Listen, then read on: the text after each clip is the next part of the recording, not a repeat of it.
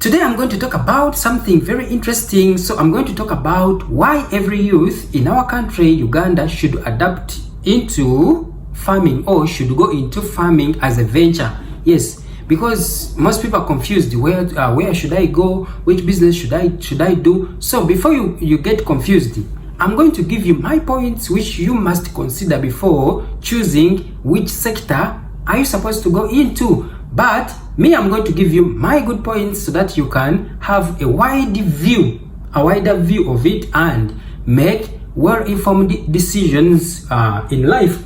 Now, if it's your first time to be on this channel, do not forget to subscribe to the channel so that you don't miss out any educative videos like this. So let's go to the board and we see why youth should go into farming. Point number 1 is to eradicate poverty. Yes, most youth today are poor. Why? Because they do not have jobs. So I urge you, or I suggest that you go into farming because it has proved to be one of the most lucrative businesses, and it can be a job of itself.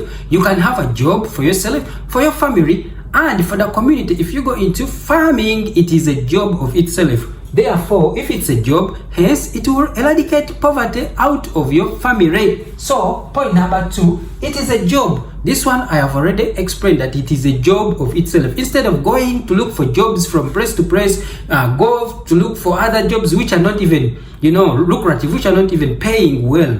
You earn 5,000. I see a lot of young girls, young men riding motorbikes. So instead of going into instead of selling your land to go into border, why don't you go into agriculture and you will make good money there? Instead of going in border and they kill you out of blue, they kill you and take your border. Go into farming, you will not regret. You young girls, instead of going and to serve food in these Tondinila restaurants, they pay you 5,000, 3,000 a day. Why don't you go into farming? You will never regret. That is point number 2. Point number 3, it is one of the most lucrative ventures. What do I mean by lucrative? Profitable. If at all you do the things in the right way. Farming has proved to be a loss to most Ugandans. Why? Because they do things ignorantly. Ignorant is very expensive. You rear your birds, they all die because of your ignorance. You did not vaccinate them. You did not use proper biosecurity. What do you expect? They are going to die. You go, maybe you plant your banana plantation in Ika or Suku, and it does not come out well. Why? Because you did not follow the principles. You did not follow the right things, and you regret at the end of the day. You say that farming is not good. Farming is a loss. Just because you did things ignorantly. So if you follow the right things, if you follow the right directions, it is one of the most lucrative ventures. Yes. Point number 4, tax-free. All businesses in Uganda, all businesses, they are taxed, but farming is tax-free. That is the advantage we have. There is no tax on farm produce. So that means you get clean money. Whatever amount of money that you make, it will be tax-free. They will not tax your money. You see these people, businessmen are crying every day because of IFRIS, whatever. They are overtaxed. They go to other countries to bring in their goods. And when they reach Uganda, when they reach the URA, they pay a lot of import tax duty. So farming is not like that. That means if I make 1 million, I will keep it. It will be my 1 million. They will not cut any tax out of it. So why don't we go into farming? Point number 5, food security for your family and your community and other people. So when we go into farming, that means we shall have plenty of food, first of all for our family, and also for the community around. People will not lack food. Why? Because we have food available for them to buy, and we shall make income. Point number 6, why we should go into farming. It's because we have the most fertile soils in the whole world. Uganda is the best country with the most fertile soils. But why are we not the best in agriculture? It's because of the system. We lack the system. So We should look into that. Why we have the best soils yet we are poor? Our soil is very rich. Every Ugandan should be rich. But we are crying, we are struggling financially because we have not used the resources that God gave us, and we are blaming everyone. So we should not blame anyone. We should not blame anyone. It is our own fault. Yes. So that's why we are poor. It is our own fault. So if you want to become rich, you should not blame others. Put it on yourself that know that it's you. You are responsible for your life. No one is responsible for your life. You are the CEO of your life. Therefore, since we have the most fertile soils, we should all go into agriculture. Yes, because our produce will grow organically. They will not need that much of the, these artificial fertilizers. We don't need them. We have our organic manure and our soils are rich. Point number 7. We can build a stronger economy of our country through trade. Yes. You know why these countries, Western countries, are rich? Look at China, look at America, look at all those countries outside. They are very rich. Why? Because their economy is boosting through trade. They trade with other countries. Look at Netherlands. Netherlands is one of the best countries in agriculture.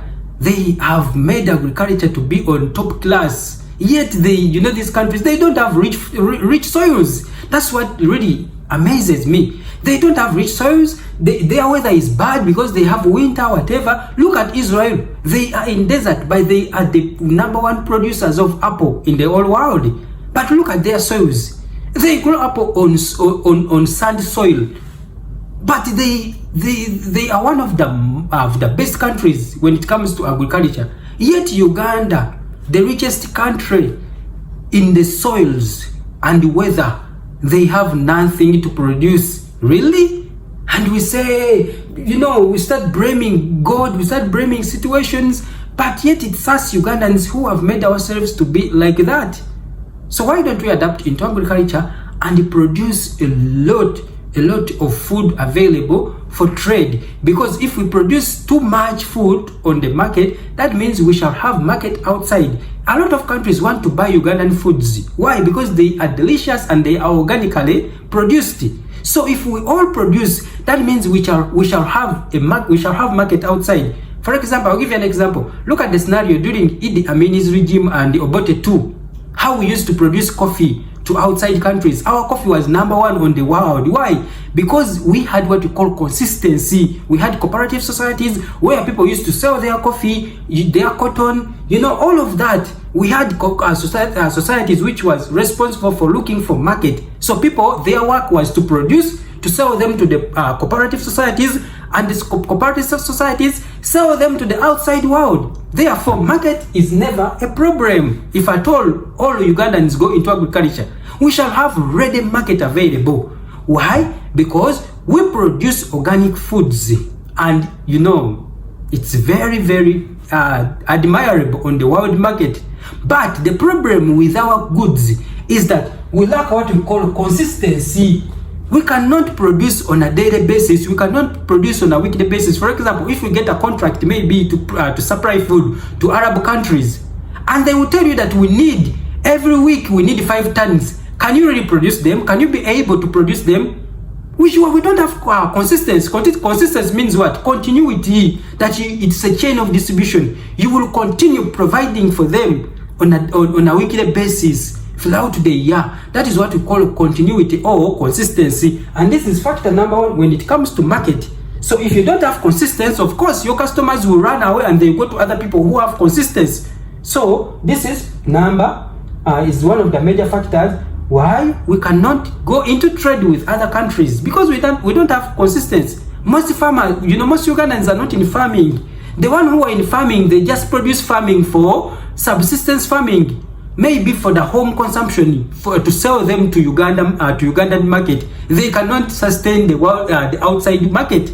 That means whatever we produce, we just eat them as a country. It is just enough for us. We don't have surplus to supply to other countries. But these Netherlands, America, whatever, all those countries which are in agriculture, they produce too much, which sustains their economy. And also the surplus, they sell it to outside world. They have consistency, they can do that. So if they can do that, we can also do that. It's just a matter of knowing who you are and what you want. So we can be very rich if at all we adapt to this factor. But we cannot do it alone. Of course, we need the government. If the government involves in that, then it's very okay, because it's the work of the government to look for market, for outside market. They go, they make bilateral agreements with other countries that we shall supply you with this and this. Yes, and we shall be, we shall supply it in continuity, and we have consistency for that. And you prove that to them. Therefore, that means a lot of money will be coming because we'll be trading with other countries, hence bringing in dollars. That is what boosts the economy of those countries.